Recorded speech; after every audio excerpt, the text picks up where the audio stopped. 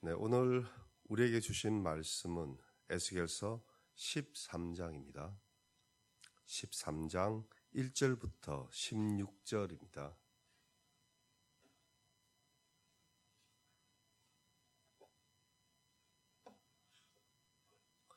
네, 에스겔서 13장 1절부터 16절 한 절씩 교독하시겠습니다.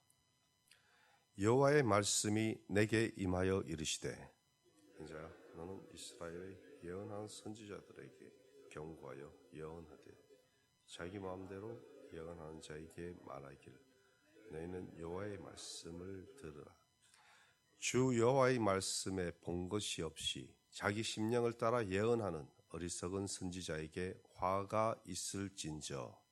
이스라엘아, 너희 선지자들은 있는 여우 같은 너희 선지자들이 성 무너진 곳에 올라가지도 아니하였으며 이스라엘 족속을 위하여 여호와의 날에 전쟁에 견디게 하려고 성벽을 수축하지도 아니하였느니라.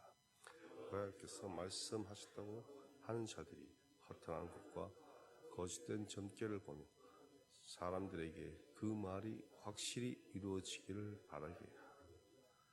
그는 여호와가 보낸 자가 아니라. 너희가 말하기는 여호와의 말씀이라 하여도 내가 말한 것이 아닌즉 어찌 허탄한 묵시를 보며 거짓된 점괘를 말한 것이 아니냐. 그러므로 주 여호와께서 이렇게 말씀하셨느니라. 너희가 허탄한 것을 말하며 거짓된 것을 보았은즉 내가 너희를 치리라. 주의 말씀입니다.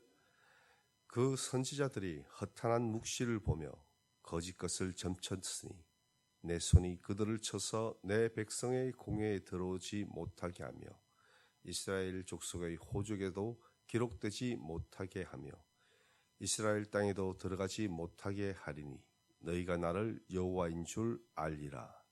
이렇게 칠 것은 그들이 내 백성을 유혹하여 평강이 없으나 평강이 있다 함이라.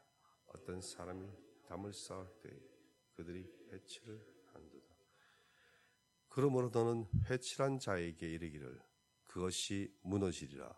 폭우가 내리며 큰 우박덩이가 떨어지며 폭풍이 몰아치리니 그 땅이 무너진지 어떤 사람이 너에게 말하기를 그것에 칠한 회가 어디 있느냐 하지 않아.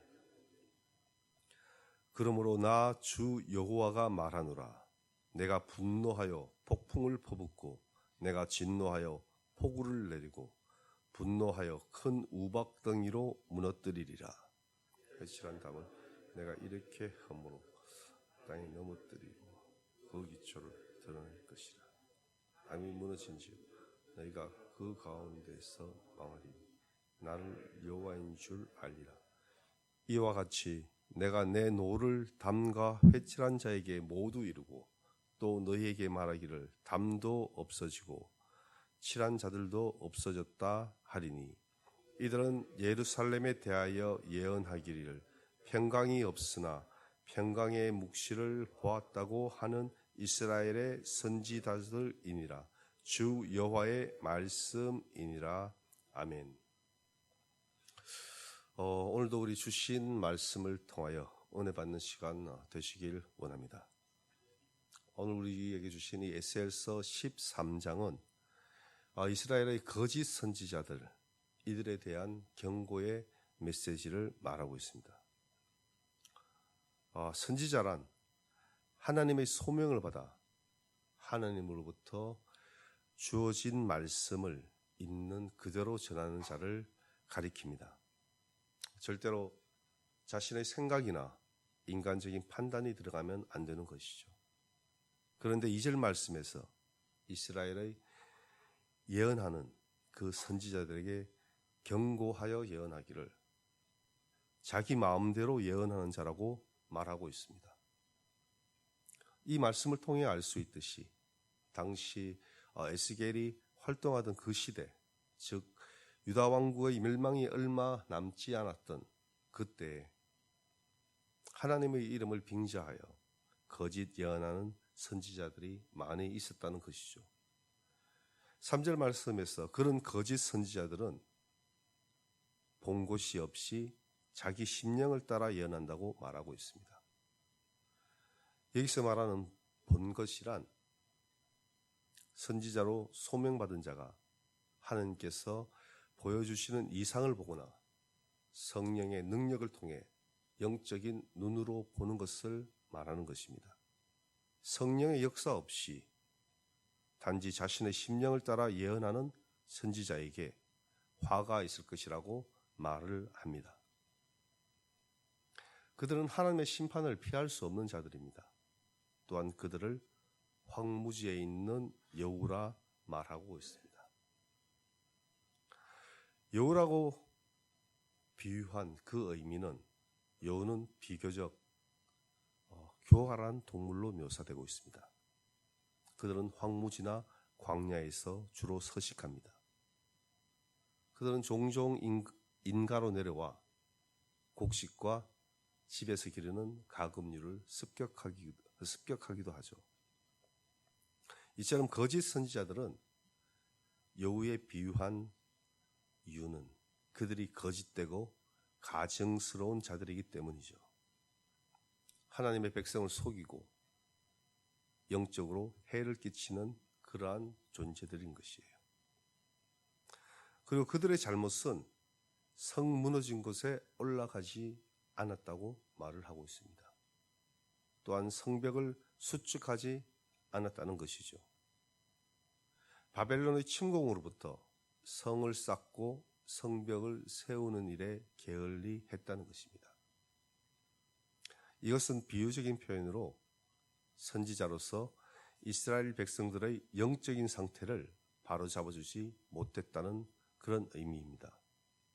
또한 그들은 여호와께서 말씀하셨다고 자신들이 말하며 허탄한 것과 거짓된 점괘로 이스라엘 백성들을 미혹하였습니다. 이들을 어떻게 하나님이 보낸 자라고 말할 수 있겠습니까? 그들은 하나님의 심판을 벗어날 수 없는 존재인 것이죠. 하나님께서는 그들의 허탄한 것과 거짓된 것을 보시고 친히 심판하실 것을 선언하십니다. 거짓 선지자들에 대한 하나님의 심판은 말씀에서 크게 세 가지로 나오고 있습니다. 하나님 백성의 공회에 들어오지 못하게 합니다. 또한 그들을 이스라엘 족속의 호적에 기록되지 못하게 하신다고 말씀합니다. 그리고 마지막으로 이스라엘 땅에도 들어가지 못하게 하십니다. 하나님께서 그들을 심판하신 이유는 그들이 하나님의 백성에게 거짓 평강을 선포하였기 때문이라고 말씀하고 있습니다. 그리고 그들을 회칠하는 자로 비유합니다. 회칠한다는 이 의미는 겉모습만 번지르하게 아무 문제 없이 보이도록 한다는 의미이죠. 일종의 눈속임입니다. 무너져가는 담에 회칠하고 아무 문제 없는 것 같이 눈속임을 하여 그 무너져가는 실체를 실체는 그러나 드러나게 되는 것이죠. 폭우와 우박덩이와 폭풍으로 하나님께서는 그 담을 무너뜨릴 것이라고 말씀하십니다. 하나님께서는 회칠한 담을 무너뜨림으로써 그 기초까지 드러내십니다. 회칠한 거짓 선지자들의 실체를 드러내는 것이죠. 결국 하나님의 심판은 유다 백성과 거짓 선지자들 모두에게 임하십니다. 거짓 선지자들은 자신의 심판뿐만 아니라 그들을 따르는 백성들에게까지 심판이 임하게 되는 것이죠. 우리는 이 오늘 말씀을 통해 이 시대의 교회를 돌아보게 됩니다. 그리고 이 예천교회를 돌아보는 시간 되길 원합니다. 저 또한 말씀을 전하는 사역자로서 거짓 평강을 전하는 자가 되지 않도록 여러분들이 저를 위해 기도해 주시고 이 시대의 교회들과 예천 교회가 회칠함으로써 감춰왔던 이 죄악들을 회개하는 시간 되길 원합니다. 썩어 골마져가는 상처를 도려내어 새롭게 하나님께서 기뻐하시는 이 시대의 한국 교회로 거듭나기를 간절히 축원합니다. 기도하겠습니다. 사랑하는 하나님 감사합니다. 오늘 말씀을 통해 저 자신을 돌아보게 하심에 감사합니다. 하나님의 백성을 멸망으로 인도하는 거짓 선지자가 되지 않게 하옵시고 거짓 평강을 선포하는 사역자가 되지 않게 하여 주옵소서. 회칠하며 감추었던 우리의 죄악을 회개하며 새롭게 거듭난 삶을 살아가는 이 예천교회 모든 성도님 되게 하여 주옵소서. 예수 그리스도의 이름으로 기도합니다. 아멘. 하늘에 계신 우리 아버지의 이름을 거룩하게 하시며 아버지의 나라가 오게 하시며 아버지의 뜻이 하늘에서와 같이 땅에서도 이루어지게 하소서. 오늘 우리에게 일용할 양식을 주시고 우리가 우리에게 잘못한 사람을 용서하여 준 것 같이 우리 죄를 용서하여 주시고 우리를 시험에 빠지지 않게 하시고 악에서 구하소서. 나라와 권능과 영광이 영원히 아버지의 것입니다. 아멘.